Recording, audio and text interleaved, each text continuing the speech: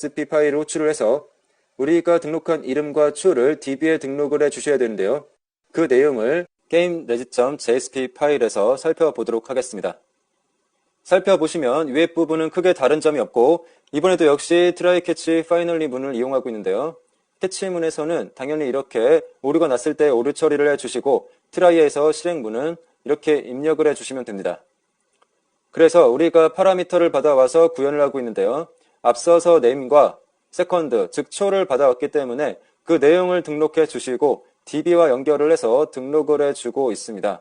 이때 DB와 연결하실 때는 각자 본인의 DB를 여기에 연결을 해주셔야 됩니다. 이렇게 등록을 해주시고 마지막에 다시 DB를 닫아주신 후에 출력이 되게 만들어주시면 되는데요.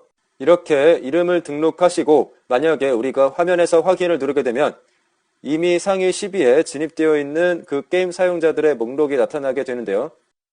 그렇게 해서 나타날 수도 있고 아니면 조금 전에 보신 랭킹 버튼을 누르게 되면 또 이 랭킹자들의 이름이 조회가 되게 만들어 봤습니다. 그러면 그 내용에 대해서는 gamelist.jsp 파일에서 살펴보도록 하겠습니다. gamelist.jsp 파일을 보시게 되면 마찬가지로 DB와 연결을 해서 우리가 필요로 하는 내용들을 가지고 있는데요.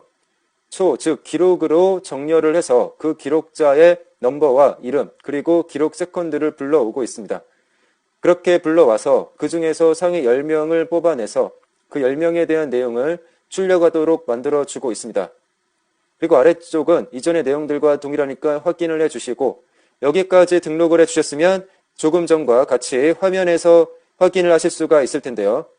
보시면 이제 우리가 처음에도 보았듯이 이런 화면이 구현이 되는지 확인을 해보시고 이렇게 게임을 진행을 하셔서 성공하시고 나면 성공했다는 내용이 잘 출력이 되는지 그리고 랭킹에 등록이 되고 조회를 할 수 있는지도 확인을 해보시기 바랍니다.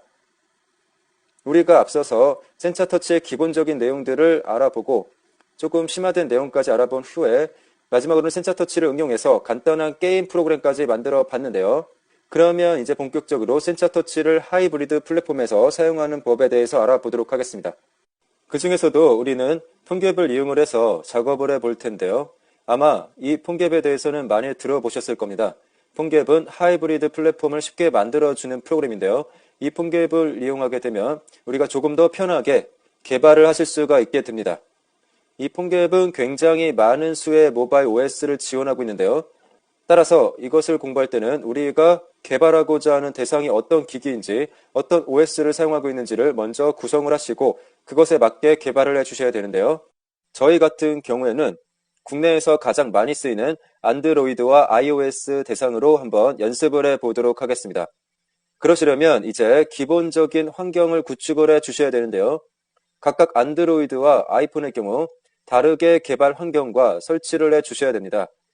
먼저 안드로이드 같은 경우에는 JDK를 설치를 해주시고 이클립스를 설치해 주시고 안드로이드 SDK를 설치를 해주시고 마지막으로 안드로이드 폰갭을 설치를 해주셔야 되는데요.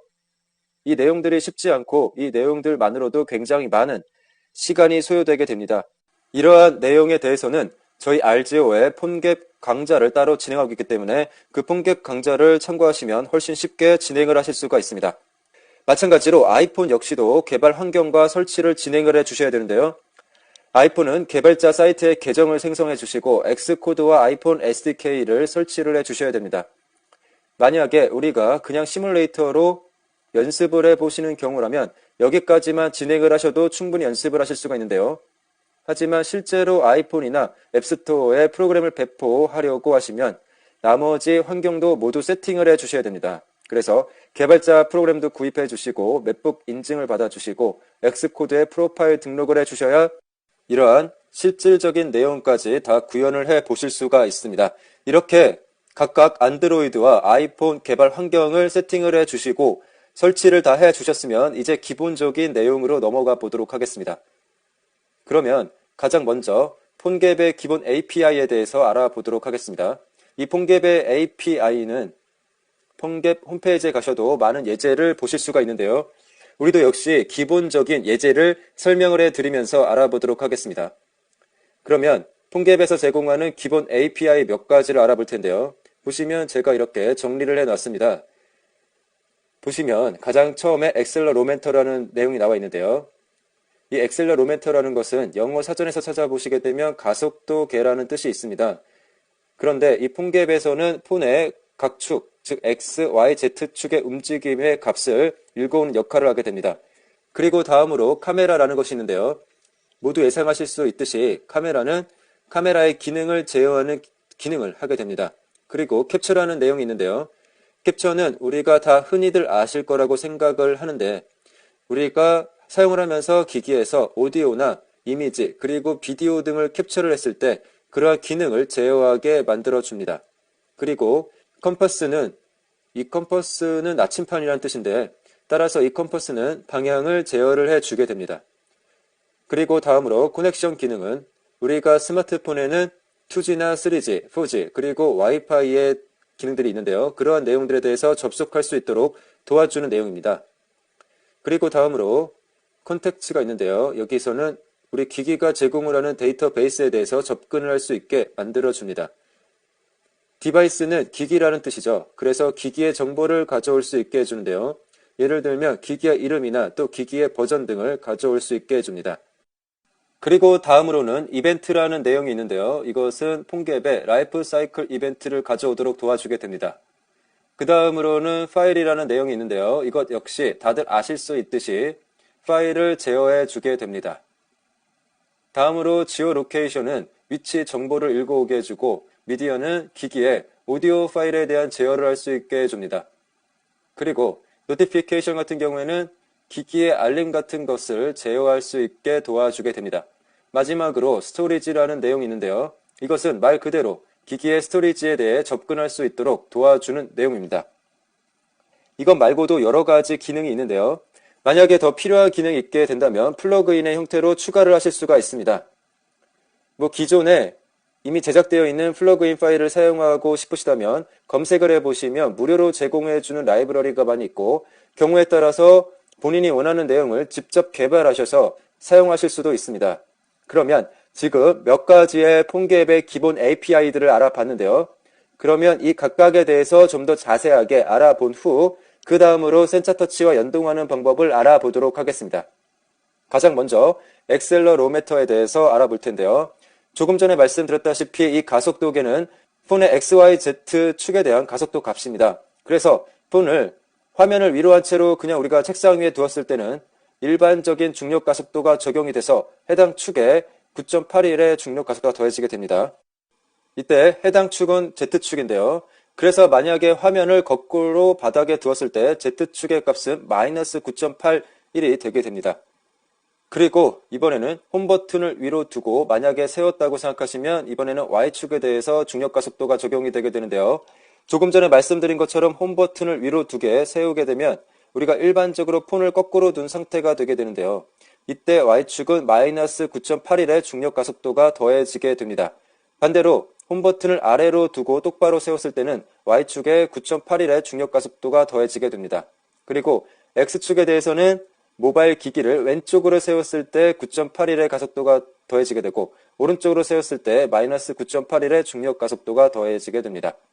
그래서 만약에 폰을 그냥 세워두면 이런 식으로 9.81 기본적인 중력 가속도가 더해지게 되지만 폰을 흔들거나 하게 되면 그런 경우에 그 해당 축으로 가속도가 더해지게 됩니다. 이러한 내용을 이용을 해서 게임이라든지 어플 같은 것을 많이 보실 수가 있었을 텐데요. 중력 가속도를 이용하는 방법에 대해서 몇 가지 알아보도록 하겠습니다. 그러면 이 엑셀러로메터 메소드를 몇 가지 알아볼 텐데요. 처음으로 get current acceleration이 있습니다. 이것은 현재의 중력 가속도를 읽어오게 하는 메소드인데요. 그리고 watch acceleration은 가속도계를 실시간으로 감시하게 되는데요. 우리가 어떠한 간격을 정하게 되면 그 정해진 간격으로 X축, Y축, Z축의 가속도를 리턴해 주게 됩니다. 마지막으로 클리어 와치를 알아볼 텐데요. 이 내용은 가속도의 감시를 제거해 주게 됩니다. 이렇게 세 개의 메소드를 직접 우리가 사용을 해서 결과값을 살펴보도록 하겠습니다. 이클립스를 열어주시고 새로운 프로젝트를 하나 만들 텐데요. 저는 마이테스트라는 이름으로 지정을 해줬지만 여러분은 원하시는 이름으로 지정을 해주시면 됩니다. 그리고 폰갭을 설정하실 때 폰갭 강의를 들으셨으면 아시겠지만 기본적으로 폰갭 라이브러리를 추가를 해주셔야 되는데요. 그것에 대한 내용은 저희 RGO의 폼객 강의를 들으시면 자세하게 나와 있기 때문에 꼭 참고를 하셔서 보시게 되시면 좀 더 쉽게 이해를 하실 수가 있을 겁니다. 그렇게 라이브러리를 추가를 해주셨으면 이제 몇 가지 수정을 하셔야 우리가 원하는 작업을 할 수가 있는데요. 먼저 이 테스트 activity.java 파일을 수정을 좀 하겠습니다. 저 같은 경우에는 지금 이름을 테스트로 했기 때문에 이렇게 테스트 activity라는 이름이 나오지만 여러분은 각자 설정한 이름으로 나오게 될 텐데요.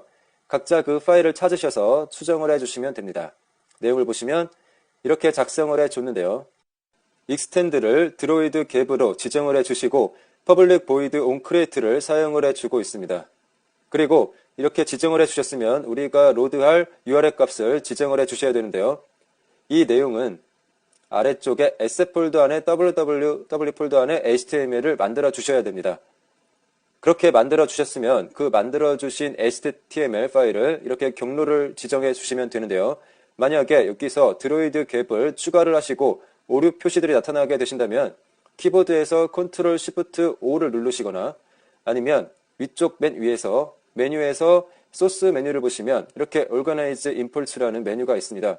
이 메뉴를 누르시게 되면 자동으로 이 드로이드 갭이 임포트가 되게 되는데요. 그렇게 하시면 오류 표시가 없어지고 정상적으로 수행이 되게 되실 겁니다.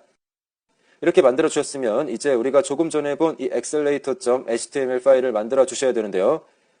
이 accelerator.html 파일을 다른 곳에서 만드셔서 이 www 폴더로 이동을 해주셔도 되고 여기서 직접 만들어 주셔도 됩니다. 저는 미리 만들어 놓은 파일을 사용할 텐데요. 이렇게 01.accelerator html 파일을 텍스트 에디터에서 열어보도록 하겠습니다. 텍스트 에디터에서 열어주시면 이렇게 우리가 HTML 코드를 수정을 할 수 있게 나타나게 되는데요. 여러분은 만약에 HTML 파일을 만드시지 않으셨다면 여기에서 지금 이 내용을 따라서 작성을 해주시면 됩니다. 화면 크기를 조금 늘려보겠습니다. 이렇게 확인을 해주시고 지금 폰트가 너무 작아서 아마 여러분 눈에 보시기에 힘드실 수가 있는데요. 만약에 작업을 하시면서 폰트 크기를 변경을 하고 싶으시면 위쪽 메뉴에서 윈도우를 선택하시고 프리퍼런스에 들어가 보시면 수정을 하실 수가 있습니다. 이 프리퍼런스에서 왼쪽 메뉴 중에 제너럴에 어피어런스에 컬러스 앤 폰츠라는 메뉴가 있습니다. 그 폰트에 들어가시면 우리가 보실 수 있는 텍스트 에디터나 아니면 다른 폰트들도 수정을 하실 수가 있는데요. 우리는 우선 이 텍스트 에디터의 폰트를 변경해 보겠습니다. 아래쪽으로 내려주시면 베이직에 텍스트 폰트가 있는데요. 이 텍스트 폰트를 더블 클릭하시면 이렇게 폰트를 수정할 수 있는 창이 뜨게 됩니다. 현재 지금 보시면 글꼴 스타일이 있는데요. 나머지는 그대로 두고 크기만 10으로 되어 있는 것을 12 정도로 수정을 해 보겠습니다. 그리고 확인 또 OK 버튼을 누르시게 되면 이렇게 에디터의 글씨 크기가 조금 늘어난 걸 확인하실 수가 있습니다. 그러면 이제 HTML 내용을 처음부터 차근차근 살펴보도록 하겠습니다. 가장 먼저 이제 헤드에서 우리가 스크립트를 이용하겠다는 내용을 이렇게 이용을 해주시면 되겠는데요. 이때 우리가 폼겟 라이브러리를 추가해주는 내용을 이렇게 경로를 지정해 주셔야 됩니다. 이 내용은 이 SF 폴더의 www 폴더 안에 우리가 이렇게 코드바.js 파일을 추가를 해줬는데요. 이 코드바.js 파일을 경로에 맞게 이렇게 주소를 써주시면 됩니다. 이렇게 경로를 지정을 해주셨으면 나머지 내용들을 써주실 수가 있는데요. 다음에 이제 본문을 보게 되면 watch id라고 하는 내용이 있습니다. 여기서는 중력 가속도를 감시할 수 있는, 즉 제어할 수 있는 id를 선언을 해준 것인데요. watch id라는 이름으로 선언을 하고 널값으로 초기화를 시켜줬습니다. 이렇게 watch id를 선언을 해주셨으면 다음으로 우리가 폼깁을 사용할 준비가 되었는지 확인을 해주셔야 되는데요. 이렇게 document.add event listener를 이용을 하셔서 준비를 확인을 하시면 됩니다. 이렇게 내용은 on device ready가 false인지 아닌지 지정을 해주시고 그 다음으로 이제 폼갭을 진짜로 준비를 해주셔야 되는데요. 여기서 on device ready를 사용을 해주시면 됩니다. 그래서 이렇게 폼갭이 준비가 되었는지 확인을 해주셨으면 스타트 와치를 실행을 해주시면 되는데요. 이 스타트 와치는 아래쪽에서 정의가 되고 있습니다. 그래서 바로 이 부분이 우리가 가속도계를 생성하고 감시하게 되는 부분인데요. 옵션 값을 300, 이렇게 프리커런시 값을 300으로 준 걸 보실 수가 있는데요. 이렇게 300으로 지정을 해주시면 0.3초마다 가속도를 체크하게 우리가 만들어주는 내용입니다. 그래서 만약에 이 내용을 시간의 간격을 좀 더 느리고 싶다거나 줄이고 싶으시면 여기서 프리퀀시 값을 수정을 해주시면 됩니다. 그리고 우리가 조금 전에 선언해줬던 와치 ID 값을 이렇게 지정을 해준 걸 보실 수가 있습니다. 내용을 확인을 해주셨으면 이제 감시를 종료를 해야 되는데요. 그래서 스탑 와치로 감시기를 종료를 해줬습니다. 이렇게 감시기를 종료를 해주셨으면 이 안에서 검사되었던 가속도계의 결과를 우리가 받아줘야 되는데요. 그 내용을 감시가 성공된 경우에 보여줘야 되기 때문에 onSuccess라는 이름으로 정의를 해줬습니다. 그래서 위쪽에 엑셀레이션 값을 받아서 이렇게 출력을 하게 만들어줬는데요. 우리가 만들어준 HTML 코드 안쪽에 내용을 이렇게 출력을 해줄 것입니다. 그래서 accelerator x의 값은 accelerator.x, 우리가 위에서 선언해준 내용이죠. 그 내용을 출력하게 만들어주고, 마찬가지로 accelerator y 값, acceleration z 값도 모두 출력하도록 만들어줬습니다. 마지막으로 타임 스탬프 값도 이렇게 출력을 하도록 만들어줬습니다. 이렇게 해줬으면 이 내용이 우리가 시뮬레이터나 아니면 모바일 기기에서 실행을 하게 되면 눈으로 보여질 수 있는 화면인데요. 그것은 잠시 후에 확인을 하고 아래쪽 나머지 내용을 살펴보겠습니다. 우선 다음으로 보시면 onError라는 내용을 보실 수 있는데요. 우리가 이렇게 코딩 작업을 하면서 에러 처리를 꼭 해주셔야 되는데요. 여기서도 마찬가지로 에러가 발생하면 알림창을 띄워서 에러가 발생했다고 이렇게 출력되도록 만들어줬습니다.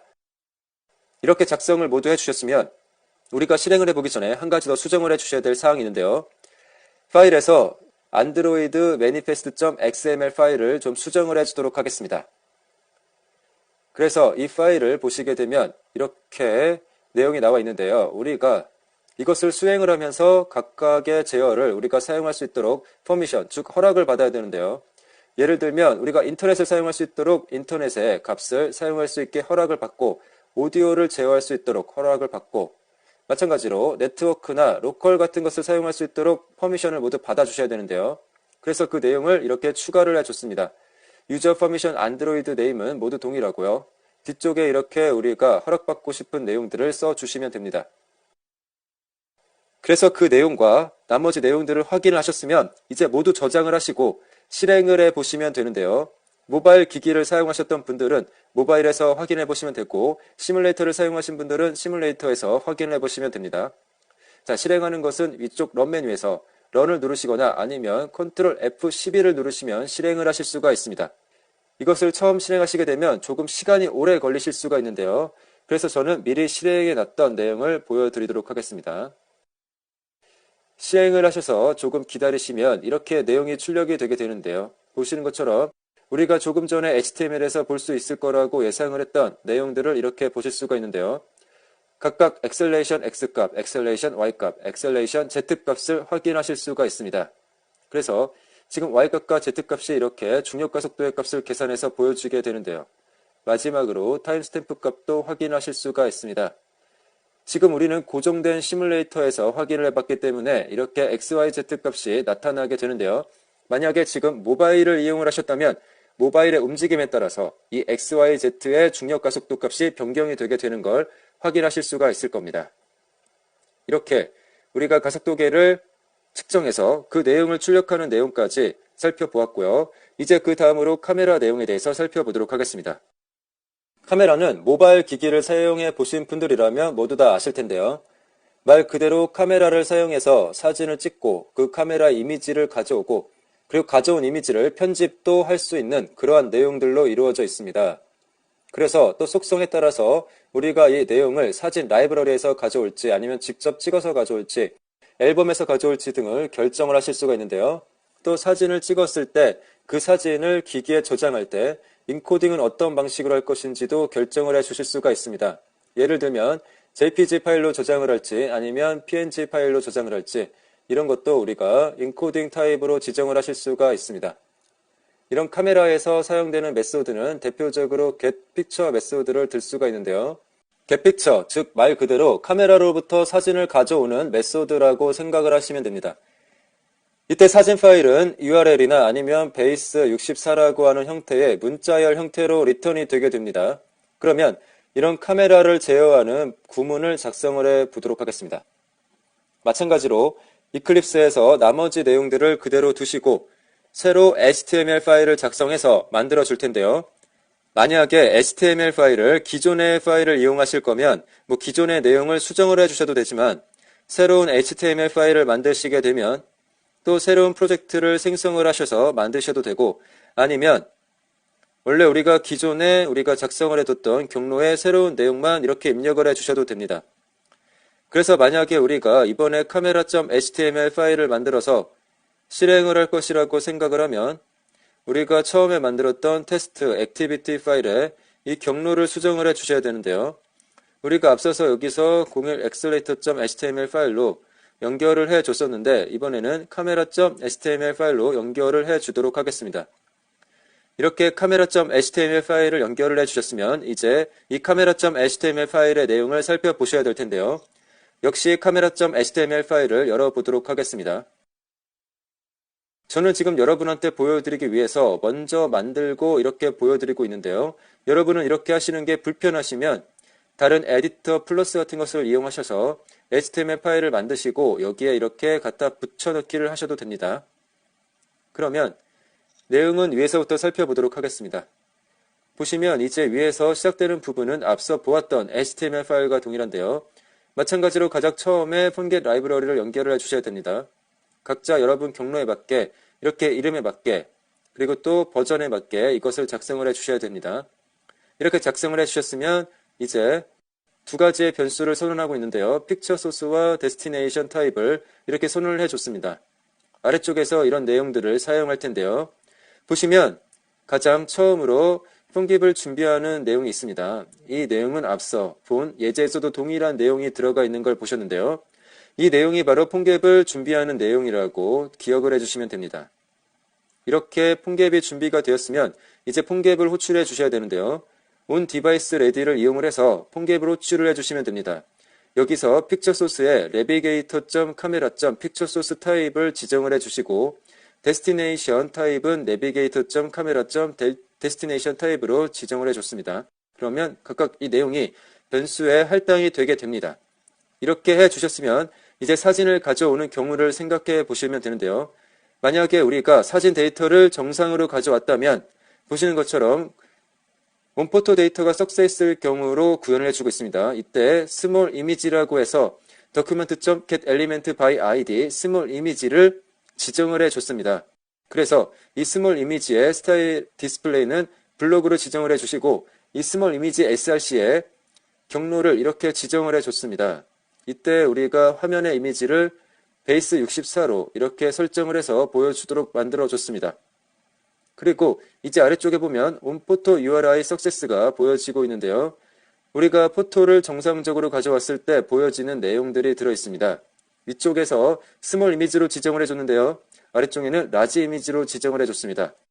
마찬가지로 스타일 디스플레이는 블록으로 지정을 해줬습니다. 그 다음에는 이제 우리가 사진을 캡처해서 가져오는 경우를 생각해 보셔야 되는데요. 이 경우에 캡처 포토로 내용을 구현을 해주고 있습니다. 그래서 캡처 포토 메소드를 내용을 살펴보시면 보시는 것처럼 우리가 사진을 찍고 그 사진을 보여주는 내용을 이렇게 지정을 해주고 있습니다. 여기서도 마찬가지로 퀄리티를 지정을 해주시고 데스티네이션 타입을 이렇게 지정을 해주시면 됩니다. 그리고 그 다음으로는 캡처 포토 에디트라는 메소드를 구현을 해주고 있는데요. 이것은 우리가 에디트, 즉 수정할 수 있게 사진을 가져오는 것인데요. 그 내용은 우리가 사진을 찍어서 수정할 수 있게 만들어주는 내용을 구현해주고 있습니다. 그래서 이제 이 내용을 확인을 해주셨으면 이제 해당 사진을 가져오는 메소드도 구현을 해줘야 되는데요. 그래서 보시는 것처럼 getPhoto라는 이름으로 메소드를 구현을 해줬습니다. 이 내용이 해당 사진을 가져오게 되는 내용인데요. 위에서부터 차근차근 소스를 보시고 동일하게 작성을 해서 확인을 해주시면 됩니다. 여기까지로 우리가 이제 4가지 메소드를 구현을 해봤는데요. 이렇게 해주셨으면 이번에도 마찬가지로 오류가 발생했을 때의 처리를 지정을 해주셔야 되는데요. 보시는 것처럼 오류가 발생했을 때 알림창이 뜨고 그 fail의 이유를 메시지로 지정을 해주고 있습니다. 이렇게 해주게 되면 fail because와 함께 에러 메시지가 출력이 돼서 우리가 어떤 이유로 에러가 발생했는지를 확인하실 수가 있게 됩니다. 여기까지 이제 제어하는 기능들의 내용을 적어 주셨으면 이제 화면에 나타날 부분을 바디 태그 안쪽에 작성을 해 주셔야 되는데요. 보시는 것처럼 우리가 각각 캡처 포토, 그리고 캡처 포토 에디트, 겟 포토, 겟 포토, 그리고 같은 겟 포토이지만 이것은 위쪽은 라이브러리에서 가져오고 아래쪽은 앨범에서 가져오는 내용으로 각각 지정을 해주고 있는데요. 이런 내용들은 버튼으로 만들어서 클릭했을 때 이 온클릭 이벤트가 발생할 수 있게 만들어주고 있습니다. 그래서 첫 번째 버튼은 캡처 포토 버튼, 두 번째는 캡처 에디터블 포토 버튼, 그리고 다음으로 라이브러리에서 가져오기 위해서 프롬 포토 라이브러리 버튼을 만들어 주시고 마지막으로 앨범에서 가져올 수 있도록 프롬 포토 앨범이라는 버튼을 만들어 줬습니다. 그리고 아래쪽에 가져온 이미지를 스몰 이미지로 그리고 라지 이미지로 보여줄 수 있도록 지정을 해줬습니다. 이렇게 작성을 해주셨으면 저장을 하고 다시 실행하시거나 아니면 이미 시뮬레이터 창이 켜져 있으시면 디버그를 하시게 되면 바뀐 내용을 확인하실 수가 있게 됩니다. 그러면 시뮬레이터에서 확인을 보시면 우리가 맨 마지막에 이렇게 4개의 버튼을 올려줬던 것을 기억하실 텐데요. 그래서 캡처 포토, 캡처 에디터블 포토, 그리고 프롬 포토 라이브러리와 앨범 이렇게 4개의 버튼이 나타나 있는 걸 보실 수 있습니다. 그래서 각각의 버튼을 클릭하게 되면 온클릭 이벤트가 발생을 해서 우리가 구현해줬던 메소드들을 호출을 해주게 되는데요. 캡처는 말 그대로 사진을 찍어오는 기능이고 아래쪽에 에디터블 포토는 편집을 할 수 있게 변경을 해주고 그리고 각각의 이미 있는 사진을 라이브러리에서 가져오거나 앨범에서 가져올 수 있게 지정을 해 주실 수가 있습니다. 캡처 포토를 누르시게 되면 카메라로 연결이 되게 되는데요. 지금 우리가 사용하고 있는 것은 시뮬레이터 내용이기 때문에 카메라를 사용할 수 없다는 내용이 뜨실 겁니다. 만약에 이것을 모바일 기기에서 연습을 해보시는 분들이라면 카메라로 연결이 돼서 사진을 찍으실 수 있게 변경이 되시는 걸 보실 수가 있을 겁니다. 그러면 사진을 찍어서 화면에 한번 출력을 해보시고 아래쪽 역시 마찬가지로 수정 가능하게 되는지도 확인해 보시기 바랍니다. 그리고 아래쪽에는 포토 라이브러리에서 사진을 가져오게 하는 버튼인데요. 눌러보면 포토 라이브러리로 이렇게 연결이 되는 걸 보실 수가 있습니다. 만약에 여기에 사진들이 있다면 그 사진이나 이미지를 가져올 수 있게 됩니다. 지금 우리는 사진이 없기 때문에 뒤로 가기로 취소를 해보겠습니다.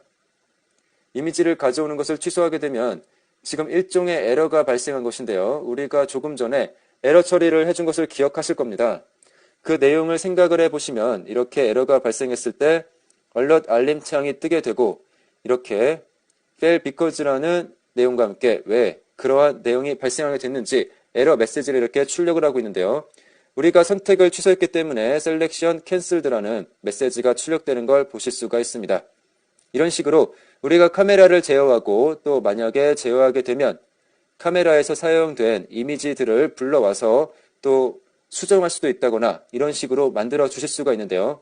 이런 내용들에 대해서 조금 전에 우리가 작성해 주신 HTML 파일에서 다시 한번 확인을 해 보시기 바랍니다. 이전에 이어서 계속해서 폼갭의 기본 API들에 대해서 알아보도록 하겠습니다. 이번에는 캡처에 대해서 알아볼 텐데요. 앞서서 제가 캡처에 대해서도 설명을 드렸었습니다. 이 캡처를 이용하시게 되면 이 기기를 이용을 해서 오디오나 이미지 그리고 비디오 등의 캡처에 대해서 제어를 하실 수가 있게 되는데요. 이 캡처에서 사용하는 메소드들을 몇 가지 알아보겠습니다. 보시면 아마 이름만 보아도 이 메소드가 어떠한 기능을 하는 것인지 아실 수가 있을 텐데요. 캡처 오디오는 말 그대로 오디오 레코더 애플리케이션을 실행을 해서 오디오의 기록을 캡처를 하게 됩니다. 마찬가지로 캡처 이미지 같은 경우에는 카메라 애플리케이션을 실행을 하게 될 텐데요. 그렇게 카메라 애플리케이션을 실행을 해서 이미지를 캡처를 하게 됩니다. 그리고 다음으로는 캡처 비디오가 있는데요. 이것 역시도 비디오 레코드 어플리케이션을 실행을 해서 비디오 기록을 캡처를 하게 됩니다. 마지막으로 미디어 파일.get 포맷 데이터라고 하는 메소드가 있는데요. 이것은 우리가 어떠한 내용을 캡처하게 되면 그 캡처한 미디어 파일의 포맷 정보를 가져오게 되는 메소드입니다. 그러면 이러한 내용들을 이용을 해서 이 캡처에 대해서 예제를 수행을 해볼 텐데요. 이번에는 이미지를 캡처해서 서버에 올리는 내용으로 만들어 보겠습니다. 이런 내용을 활용을 하게 되면 우리가 모바일에서 사용을 할 때 이미지를 찍어서 클라우드나 다른 서버에 올리는 내용들을 구현을 하실 수가 있게 됩니다. 그러면 마찬가지로 이클립스를 열어서 작성을 해보도록 하겠습니다. 자, 이번에는 capture.html이라는 이름으로 만들어 볼 텐데요. 역시 이번에도 SF 폴더 아래쪽에 www 폴더 안쪽에 개발을 해 주시면 됩니다. 저는 이렇게 미리 capture HTML을 만들어 놨는데요. 이렇게 capture HTML을 만드시게 되면 앞서서도 말씀드렸다시피 맞는 경로로 지정을 해 주셔야 되는데요. activity 자바 파일을 열어서 파일 경로를 올바르게 지정을 해 주셔야 실행이 되게 됩니다. 그러면 capture HTML 파일을 살펴보도록 하겠습니다. capture HTML을 보시게 되면 우리가 이미지를 캡처해서 서버로 전송하는 내용을 구현을 해주고 있는데요. 이때도 위쪽 부분은 거의 동일한 걸 보실 수가 있고 여기서부터 이제 본격적인 내용이 시작되고 있는데요. 내용을 보시게 되면 capture success라는 메소드를 구현을 해주고 있습니다. 이름에서 아실 수 있듯이 우리가 캡처를 성공했을 경우의 내용들을 구현을 해주고 있는데요. 우선 i값과 len 값을 선언을 해주시고 아래쪽에서 포문을 이용을 해서 진행을 해주고 있습니다. 포문 안쪽의 내용을 보게 되면 i는 0으로 초기화해주고 len 값은 미디어 파일.length로 초기화를 해줬습니다. 그 후 이 i 값이 len 값보다 작은 동안 i의 값을 하나씩 증가시키면서 아래쪽 내용을 수행하도록 만들어줬는데요.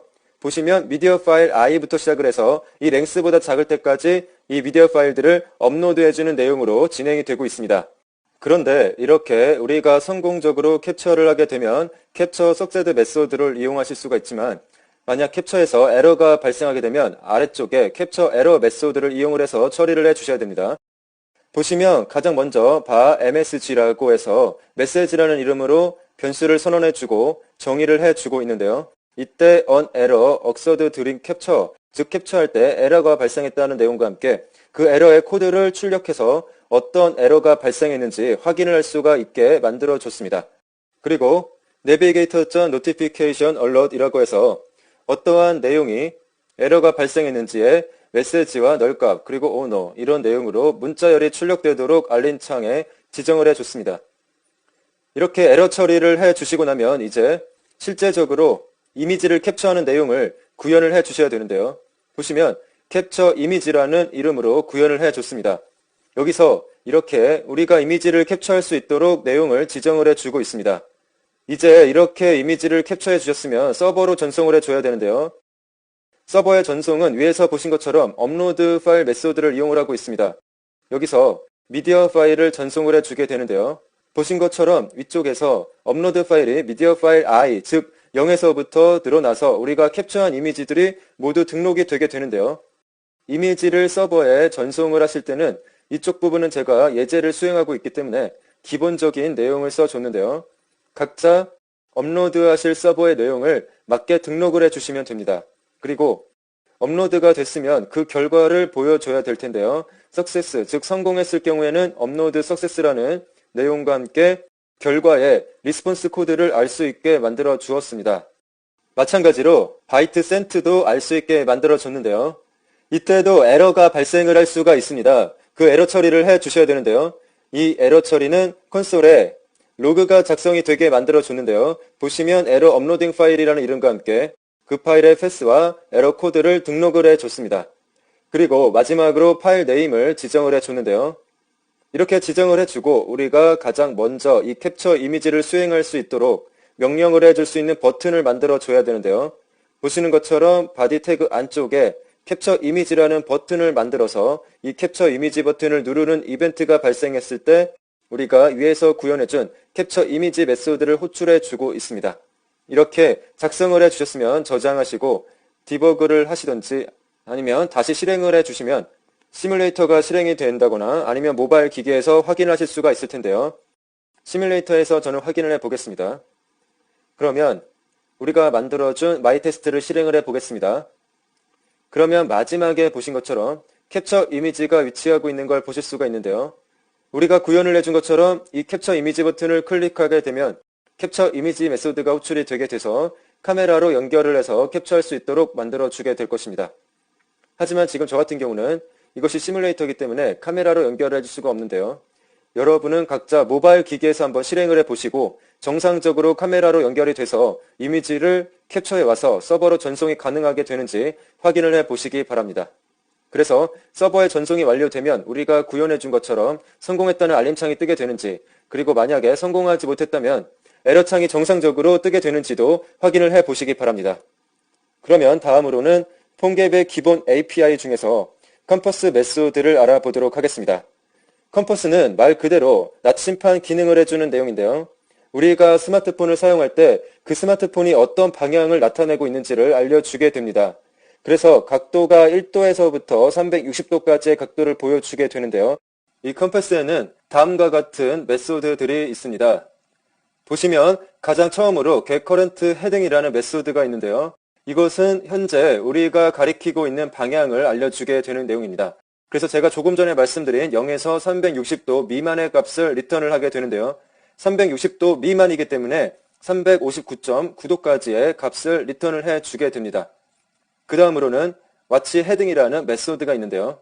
이 watch 헤딩은 아래쪽 클리어 watch와 함께 같이 봐주셔야 됩니다. 위쪽에 이 watch 헤딩이 컴패스에 방향을 체크할 때 주기적으로 체크를 해주게 되는데요.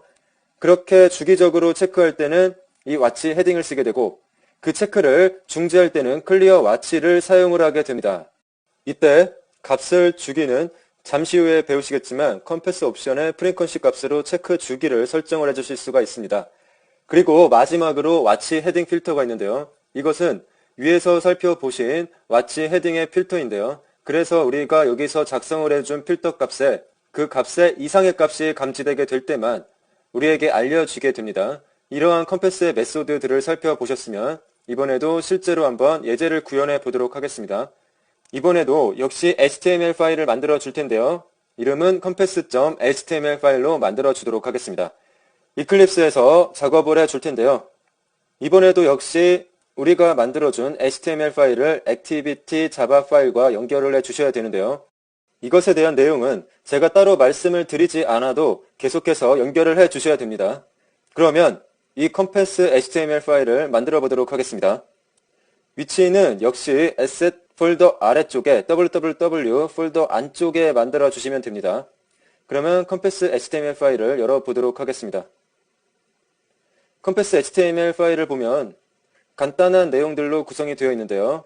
헤드 부분에는 앞서와 마찬가지로 폰겟 라이브러리를 연계를 해 주시고 다음으로 watch id 값을 선언을 해서 초기화를 해 줬습니다. 그리고 폰겟을 준비를 해 주시고 준비가 완료되면 해당 내용 메소드를 호출을 해 주시면 됩니다. 이 경우에는 start watch 메소드를 호출을 하고 있는데요. 아래쪽에서 그 start watch 메소드를 구현을 해 주고 있습니다. 이 start watch에서 감시를 시작을 하게 되는데요. 여기에 옵션 값 그리고 프리퀀시 3000이라고 지정이 된 걸 보실 수가 있습니다. 제가 조금 전에 설명을 드리면서 watch 헤딩에서 우리가 사용을 하게 되면 주기적으로 체크를 하게 된다고 말씀을 드리면서 그때 옵션의 프리퀀시 값으로 주기를 지정할 수 있다고 말씀을 드렸습니다. 그 부분이 바로 이 부분인데요. 현재 우리는 프리퀀시 값을 3000으로 주었습니다. 그리고 다음으로 watch id 값을 이렇게 지정을 해 주시고 우리가 이렇게 start watch 메소드를 이용을 해서 감시를 해 주셨으면 이제 그것을 끝내는 메소드도 구현을 해 주셔야 되는데요. 그 내용이 아래쪽에 stop watch 메소드에서 구현되고 있는 걸 보실 수가 있습니다.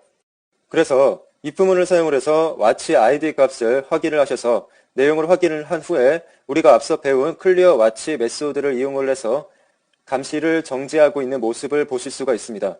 이렇게 감시를 시작을 해서 이것이 성공적으로 맞춰지게 되면 아래쪽에 온 석세스에서 성공 시 화면에 출력을 해주는 내용을 구현을 해주고 있는데요. 내용을 확인을 해주시고 이번에도 역시 마찬가지로 실패 시에는 에러를 출력을 해주셔야 됩니다. 그래서 온 에러 메소드를 구현을 해주고 있는데요. 이때 컴패스 에러 값을 받아서 알림창을 띄워주면서 이 컴패스 에러라는 문자열과 함께 우리가 받은 컴패스 에러의 코드를 출력을 해서 어떠한 에러가 발생했는지를 알려주게 됩니다. 이렇게 실패 시 에러 출력까지 만들어 주셨으면 이제 바디 태그 안에서 우리가 실제 화면에서 처음에 보여지는 내용을 만들어 주셔야 되는데요. 가장 먼저 waiting for heading이라고 해서 우리가 이 내용을 감시하기를 기다리고 있다는 내용을 출력을 해줬습니다. 그리고 두 개의 버튼을 올려줬는데요. 스타트 와치 버튼과 스탑 와치 버튼을 올려주셔서 스타트 와칭 버튼이 눌러지게 되면 스타트 와칭 메소드를 호출해 주시고 스탑 와치 버튼을 누르게 되면 스탑 와칭 메소드를 호출을 해 주도록 하였습니다. 이렇게 해 주셨으면 저장을 하시고 실행을 해 주시면 되는데요. 시뮬레이터나 모바일에서 확인을 해 주시면 됩니다. 시뮬레이터에서 myTest 내용을 실행을 시켜보게 되면 이런 식으로 waiting for heading을 출력을 해주게 되는데요. 여기서 현재 값을 알려주고 스타트 와칭을 누르게 되면 헤딩 값을 출력을 해주게 됩니다. 지금 저 같은 경우에는 시뮬레이터에서 실행을 했기 때문에 헤딩 값이 0으로 출력이 되게 되는데요. 여러분은 모바일에서 한번 시험을 해보시고 과연 이 헤딩 값이 우리가 모바일의 움직임에 따라서 변경이 되는지 확인을 해보시고 스탑 와칭을 누르셔서 종료도 한번 수행해 보시기 바랍니다. 이번에는 계속해서 폰갭 API 중 커넥션의 속성에 대해서 알아보도록 하겠습니다. 자, 제가 앞서서 이 커넥션에 대해서 설명을 드렸었는데요. 이 커넥션은 스마트폰의 통신의 연결 상태를 보여주게 됩니다. 예를 들면 3G냐 아니면 와이파이냐 이런 식의 연결 상태를 체크를 해서 우리가 그 내용을 확인할 수도 있고 그것에 대해서 변경을 한다던가 하는 식으로 제어를 하실 수도 있게 됩니다. 그러면 그 커넥션의 속성들에 대해서 몇 가지 알아보도록 하겠습니다. 이 커넥션의 속성들은 connection.type이라고 우리가 알 수가 있는데요. 그 중에서 connection.unknown 같은 경우에는 말 그대로 unknown, 알 수 없다는 의미로 사용이 됩니다. 그리고 connection.ethernet 같은 경우에는 현재 연결 상태가 이더넷 상태라는 의미를 가지고 있는데요. 이렇게 이더넷을 보시고 와이파이는 다들 아시다시피 와이파이 상태에서 연결이 되어 있다는 거, 그리고 나머지 2G, 3G, 4G 역시 연결 상태가 2G와 3G, 4G망을 이용하고 있다는 것을 알려주게 됩니다. 마지막으로 connection.none 상태가 있을 수가 있는데요. 이 none은 말 그대로 연결이 되지 않은 상태, 즉 미연결 상태를 뜻하게 됩니다. 그러면 이 커넥션을 이용을 해서 한번 상태를 체크하는 내용을 만들어 보도록 하겠습니다. 이번에는 connection.html 파일로 작성을 해 볼 텐데요. 역시 이클립스에서 작성을 해 주도록 하겠습니다. 이번에도 역시 connection.html 파일을 만드시고 activity java 파일에서 연결해 주시는 것을 잊으시면 안 됩니다. 그러면 connection.html 파일의 내용을 살펴보도록 하겠습니다. connection.html 파일을 보시게 되면 위쪽은 우리가 지금까지 계속 봐왔던 내용들입니다. 역시 중요하게 생각하셔야 될 부분은 폰갭 라이브러리를 연결을 해주시는 부분인데요. 이 부분을 꼭 빼놓지 마시고 확인을 하셔서 경로에 맞게 지정을 해주시기 바랍니다. 그 다음에 폰갭의 준비를 기다리는 상태이고 그 다음으로 폰갭의 준비가 끝났으면 폰갭을 시작하게 되는데요. 이 경우에는 체크 커넥션 메소드를 호출을 해주고 있습니다. 이제 우리가 여러 번 해보셨기 때문에 구조가 어떤 구조로 흘러가는지를 다 어느 정도 눈치를 채셨을 텐데요. 이렇게 체크 커넥션 메소드를 호출을 해 주실 수 있다는 것은 아래쪽에서 체크 커넥션 메소드를 구현을 해 줬다는 것입니다. 그래서 아래쪽에 체크 커넥션 메소드를 살펴보시게 되면 제목처럼 연결 상태를 조회하는 내용들로 이루어져 있는데요. 가장 먼저 네트워크 스테이트를 체크를 해서 연결 상태를 조회를 하고 있습니다. 그리고 연결 상태를 체크를 해 주셔야 되는데요. 이 스테이트의 connection.unknown 상태라면 unknown 커넥션으로, 그리고 우리가 조금 전에 배운 대로 이더넷 상태라면 이더넷 커넥션, 와이파이라면 와이파이 커넥션, 이런 식으로 각각의 연결 상태를 체크를 하게 만들어 주시면 됩니다. 마지막으로 none이라면 no network connection이라고 우리가 알 수 있도록 설정을 해 주시면 됩니다. 이렇게 연결 상태를 체크를 해 주셨으면 이제 우리한테 알려줘야 되는데요. 이 alert 알림창을 띄워서 우리가 확인할 수 있게 만들어 줬습니다. 그래서 connection type이라는 문자열과 각각 네트워크 스테이트에서 조회된 내용을 출력을 해서 우리가 확인할 수 있도록 만들어 줬습니다. 이렇게 작성을 해주셨으면 이제 바디 태그에서 처음에 보여지는 내용을 써줄 텐데요. 보시는 것처럼 다이얼로그 박스가 나타나서 네트워크 스테이트를 알려줄 것이라는 내용을 작성을 해줬습니다. 이 내용이 출력되고 나서 잠시 후에 우리가 체크 커넥션 메소드가 호출이 되게 되면 체크를 해서 얼럿창에서 우리가 연결 상태를 확인할 수 있게 될 것입니다. 그러면 역시 저장을 하셔서 실행을 해보도록 하겠습니다. 마찬가지로 시뮬레이터나 모바일에서 실행을 해주시면 되는데요. 보시면 화면에서 myTest를 실행을 해보도록 하겠습니다. 그러면 조금 전에 본 것과 같이 위쪽에 다이얼로그 박스 will report the network state라는 내용이 출력이 되고 곧이어서 이렇게 alert 알림창이 뜨는 걸 보실 수가 있습니다. 그리고 그 창에서 커넥션 타입이 셀 3G 커넥션이라는 것을 알려주고 있는데요. 이 내용은 지금 3G 망을 이용하고 있다는 것을 알려주고 있습니다. 마찬가지로 만약 여기서 2G나 4G로 연결이 되어 있다거나 와이파이로 연결이 되어 있다면 이 알림창에서 그 내용으로 출력이 될 거라는 걸 우리가 예상을 할 수가 있습니다. 그렇게 복잡하지 않은 내용인데요. 위에서부터 다시 한번 살펴보시고 각 연결 상태를 확인하는 것을 체크해 주시고 꼭 실행을 해 보시기 바랍니다. 그러면 커넥션에 이어서 다음으로 디바이스에 대해서 알아보도록 하겠습니다. 앞서서도 말씀드렸다시피 디바이스는 우리가 사용하는 기기의 하드웨어 정보와 소프트웨어 정보를 보여주게 되는데요. 그러한 디바이스 속성 몇 가지를 알아보도록 하겠습니다. 가장 처음으로 device.name이 나타나고 있는데요. 네임에서 예상할 수 있듯이 기기의 이름을 알려주게 되는 속성입니다. 그 다음으로 디바이스 코르도바라고 하는 내용이 있는데요. 이것은 우리가 사용하고 있는 폰갭의 버전을 나타나 주게 됩니다. 다음으로 device.platform은 당연히 이 기기 플랫폼을 나타나 주는 속성이 되겠습니다. 다음으로 device.uuid라는 것이 있는데요. 이것은 기기의 UUID를 나타내게 됩니다. 이 UUID라는 것은 Universally Unique Identifier를 나타내게 되는데요. 이것은 일종의 기기의 고유 번호라고 생각을 하시면 됩니다. 그리고 마지막으로 device.버전은 역시 디바이스의 버전을 나타내게 되는 속성입니다. 그러면 이러한 속성들에 대해서 알아봤으니까 예제에서 직접 한번 수행을 해보도록 하겠습니다. 이번에도 역시 앞서와 마찬가지로 device.html 파일을 작성을 해보도록 하겠습니다.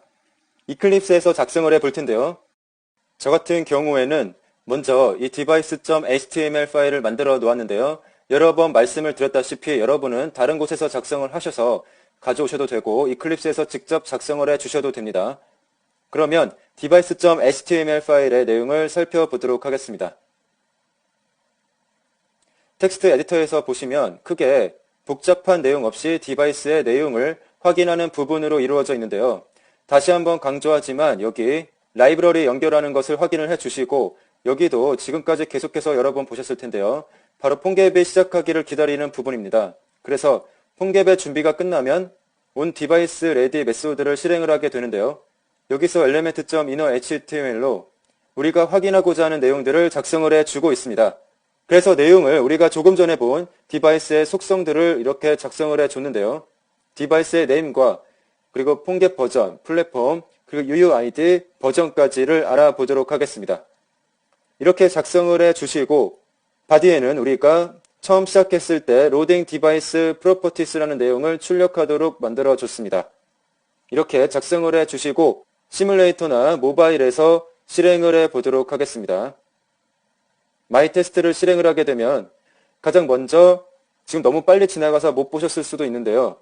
실행하자마자 우리가 조금 전에 여기서 써준 로딩 디바이스 프로퍼티라는 내용이 출력되고 로딩된 내용이 나타나면서 없어지게 되는 걸 보실 수가 있는데요. 그러면 내용들을 확인을 해보겠습니다.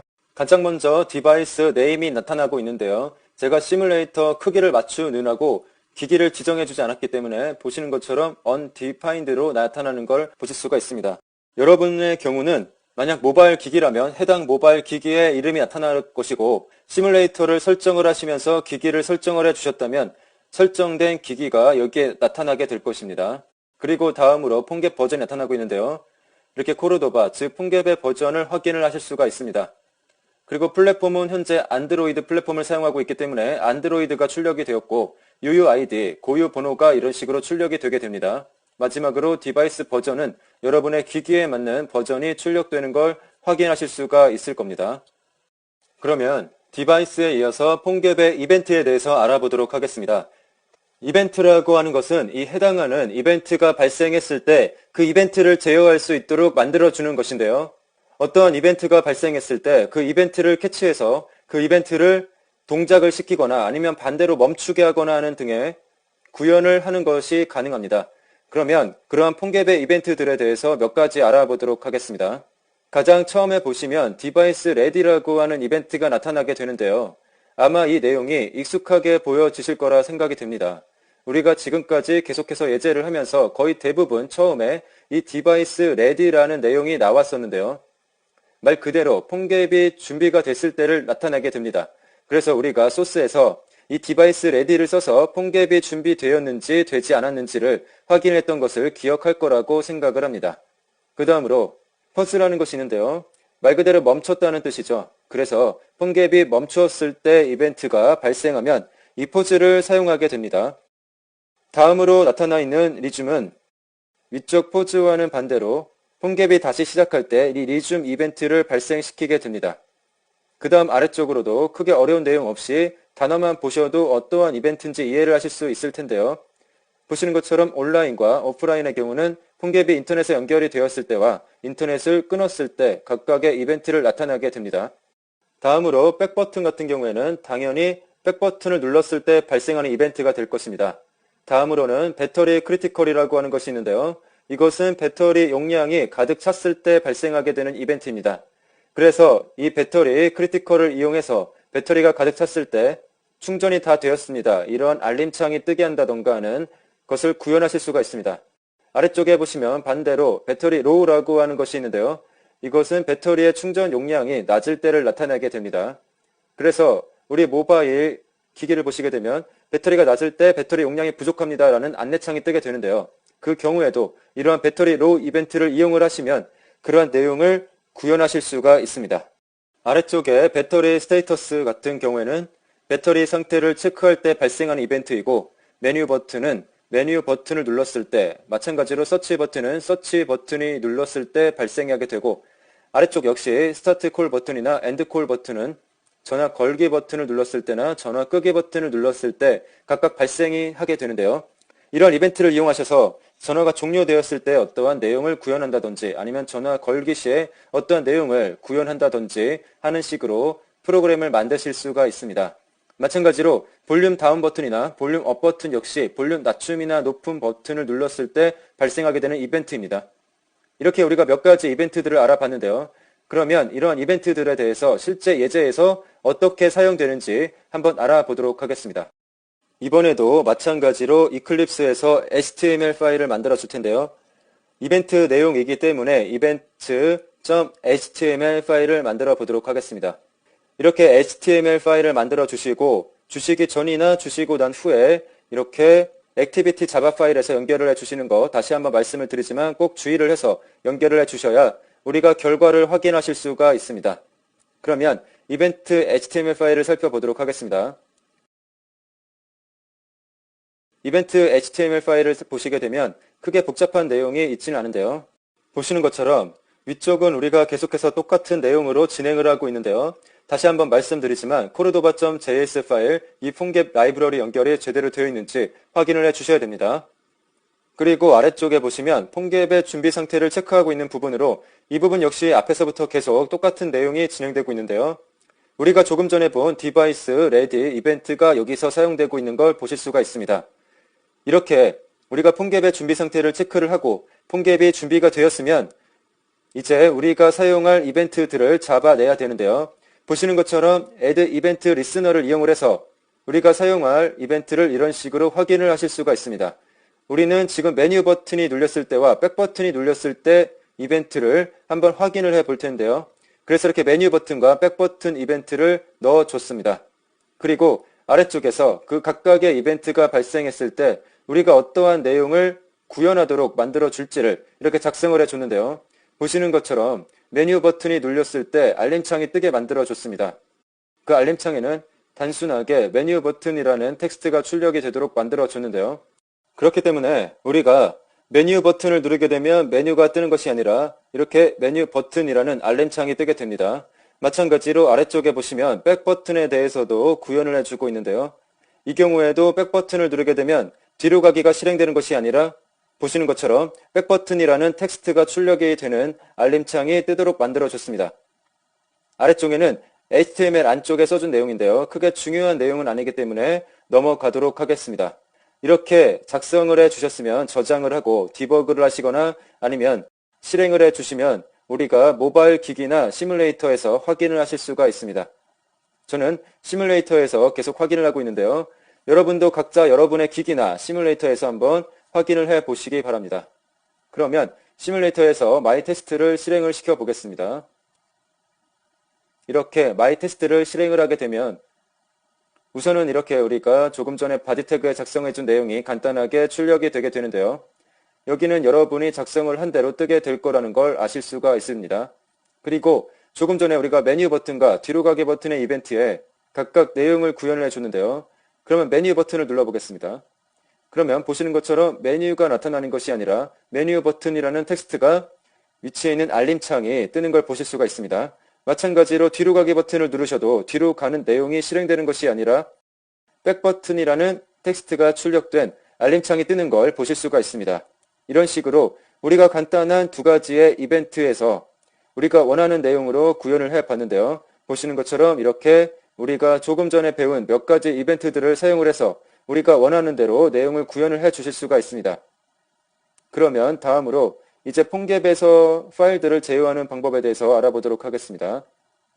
보시면 제가 파일에 대해서 객체들을 정리를 해 놨는데요. 폰갭에서는 이것들을 이용을 해서 디렉토리를 읽거나 아니면 파일을 읽을 수도 있고 쓰실 수도 있고 또 서버에 업로드를 하실 수도 있습니다. 그러면 그 파일 객체들에 대해서 몇 가지 알아보도록 하겠습니다. 가장 먼저 디렉토리 엔트리라는 내용이 나와 있는데요. 이것은 파일 디렉토리를 나타나게 됩니다. 그리고 아래쪽에는 디렉토리 리더라고 하는 내용이 있는데요. 이것은 디렉토리 내에 있는 디렉토리와 파일 리스트들을 의미하게 됩니다. 세 번째로 파일이라는 객체가 있는데요. 이것은 말 그대로 파일을 의미하는 객체입니다. 그 다음으로는 파일 엔트리라는 것이 있는데요. 이것 역시 위쪽 파일 객체와 마찬가지로 파일을 나타내게 되는 객체가 됩니다. 그리고 다음으로 파일 에러라는 것이 있는데요. 이거는 우리가 파일 API를 다룰 때 에러가 발생하게 되면 그 에러를 나타내게 되는 객체입니다. 계속해서 아래쪽에는 파일 리더라고 하는 것이 있습니다. 리더라는 의미 그대로 파일을 읽어오는 객체를 의미하고 아래쪽에 파일 시스템은 말 그대로 파일 시스템 객체이고 파일 트랜스퍼라고 하는 것은 우리가 파일을 전송할 때 전송 객체를 의미를 하게 됩니다. 아래쪽에는 그 파일 트랜스퍼에 에러가 붙은 객체가 있는데요. 이 경우는 우리가 파일을 전송하면서 에러가 발생하게 되면 그 에러를 나타내게 됩니다. 그리고 파일 업로드 옵션이라는 것이 있는데요.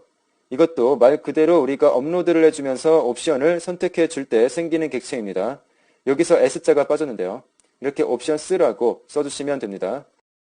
다음으로 파일 업로드 리절트는 위에처럼 이렇게 파일 업로드를 해주셨을 때 반환되는 결과값을 파일 업로드 리절트라는 객체로 나타나 주게 됩니다. 다음으로 파일 라이터는 말 그대로 파일을 쓰기 위한 객체를 의미하고 아래쪽에 플래그스는 우리가 맨 위에서 배운 이 디렉토리 엔트리를 다룰 때 옵션 객체를 이 플래그라고 부르게 됩니다. 그리고 로컬 파일 시스템이라는 것은 모바일 루트의 파일 시스템 객체를 나타내게 됩니다. 마지막으로 메타데이터라는 것이 있는데요. 이것은 파일이나 디렉토리 정보를 이 메타데이터라는 객체로 표현을 해주게 됩니다.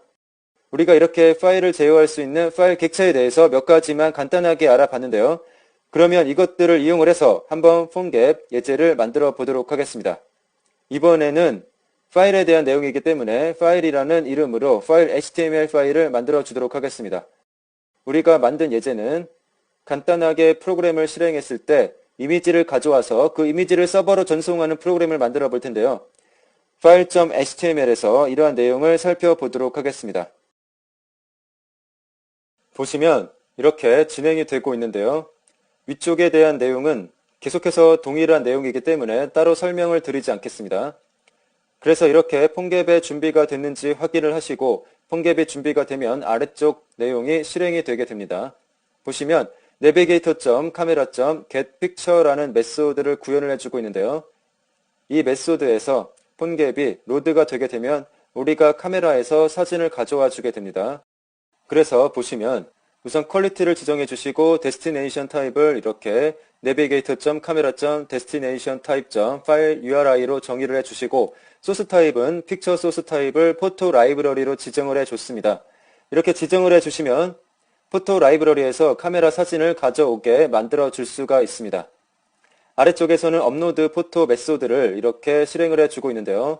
이 내용에서 우리가 이미지를 가져왔으면 그 이미지를 서버로 전송하는 내용을 구현해 주고 있습니다. 그래서 옵션의 파일 키를 파일 네임을 이렇게 지정할 수 있도록 만들어 주시고 마인타임이라는 것을 지정해 주고 있는데요. 마인타입은 쉽게 이야기하자면 확장자라고 생각을 하시면 됩니다. 그래서 JPG로 지정을 해줬습니다. 그리고 파란 값을 확인을 해주시고 이제 파일 트랜스퍼라는 내용으로 업로드하는 내용을 적어주고 있는데요. 이곳에 우리가 위에서 가져온 URI 값을 넣어주시고 업로드할 서버 주소를 입력을 해주시면 되는데요. 저는 그냥 임의의 주소를 적어 보았는데 여러분의 경우 업로드하시고 싶은 서버가 있으시면 여기에 적어주시면 됩니다. 우리가 모바일 같은 경우에서 요즘 엔드라이브나 다음 클라우드 같은 여러 클라우드 서비스에서 우리가 사진을 바로 서버로 전송할 수 있는 그러한 서비스들을 제공하고 있는데요. 지금 우리가 배우고 있는 이러한 파일에 대한 내용을 응용을 하시면 그러한 내용을 구현해 줄 수가 있습니다.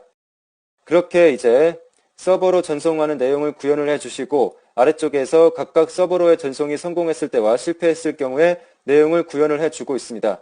성공했을 경우에는 콘솔의 코드와 리스폰스 그리고 센트의 내용을 출력하도록 만들어줬고 실패했을 경우엔 에러가 발생한 내용을 받아와서 알림창에 An error has occurred라고 에러가 발생했다는 내용을 적어주시고 그 에러의 코드를 출력해서 어떠한 에러가 발생했는지 알 수 있도록 만들어줬습니다.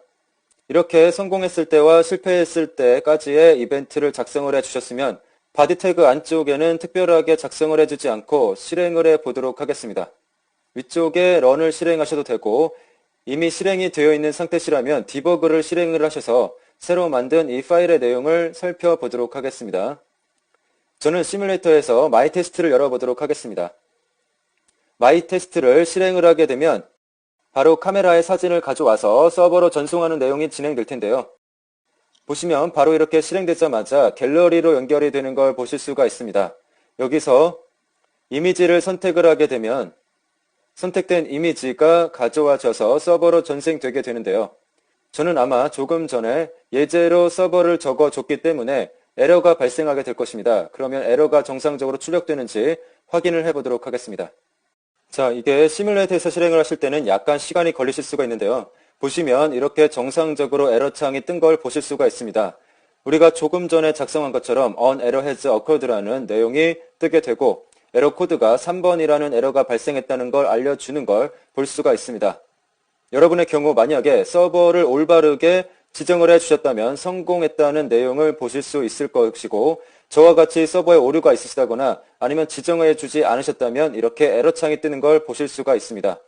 여러분도 각자 실습을 해보시고 만약에 실패했다면 실패 이벤트가 정상적으로 뜨는지도 한번 확인을 해보시기 바랍니다. 그러면 이번에는 계속해서 폰갭의 기본 API 중 지오로케이션에 대해서 알아보도록 하겠습니다. 이 지오로케이션은 우리가 위치 정보를 알 수 있는 그러한 내용인데요. 고도라든지 방향 그리고 움직임이 있다면 속도 또한 알 수가 있고 시간에 관한 정보도 이 지오로케이션을 이용하셔서 알아내실 수가 있습니다. 이런 지오로케이션의 몇 가지 메소드가 있는데요. 간단하게 세 가지만 알아보도록 하겠습니다. 보시면 가장 첫 번째 get current position이라는 메소드가 나타나게 되는데요.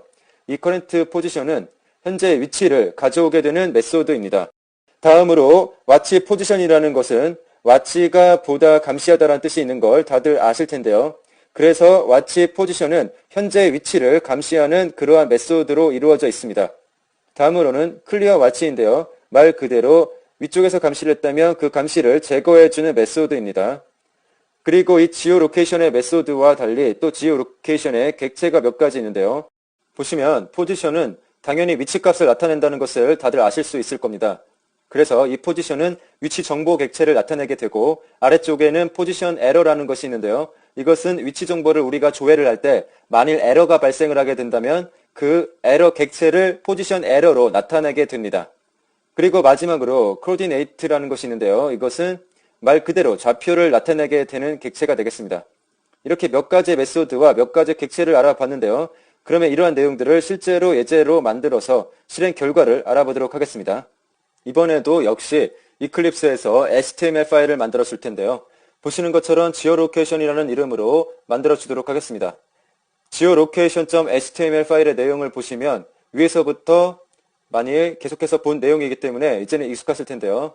폰갭 라이브러리를 연결해 주시고 폰갭의 준비를 기다린 후에 폰갭이 준비가 되면 처음으로 이 내용을 실행을 하게 됩니다.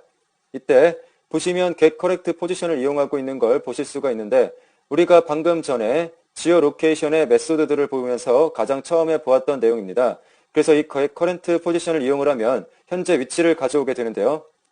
그래서 현재 위치를 가져오게 되면서 만약 성공하게 되면 아래쪽에 onSuccess 메소드를 수행하게 됩니다. 이때 가져온 포지션 값을 이용을 해서 실행을 해주게 되는데요. 그래서 가져온 내용을 보시면 geolocation이라는 곳에 나타나게 되는데요. 나타나는 내용을 보시게 되면 가장 먼저 latitude라는 내용이 나와 있습니다. 이 latitude는 위도라는 뜻을 가지고 있는데요. 다들 아시는 그 위도 값을 나타나 주게 됩니다. 그리고 아래쪽에는 longitude라고 하는 것이 있는데요. 위쪽에서 위도를 알아봤기 때문에 아래쪽에서는 경도를 측정을 해주게 됩니다. 그리고 아래쪽에는 altitude라는 것이 있는데요. 이것은 고도를 뜻하게 됩니다. 그래서 위도, 경도, 고도를 나타나주고 아래쪽에 보시면 accuracy라는 것이 있는데요. 이것은 정확도를 나타내게 됩니다. 그래서 아래쪽에 altitude accuracy라고 하면은 고도의 정확성을 나타내게 됩니다. 이런 내용들을 출력을 해주고 그 다음으로는 헤딩, 즉 어떠한 방향을 가리키고 있는가를 나타내 주게 됩니다. 그리고 스피드는 만약에 움직이고 있다면 속도를 측정을 해주게 되고 마지막으로 타임스탬프를 이용을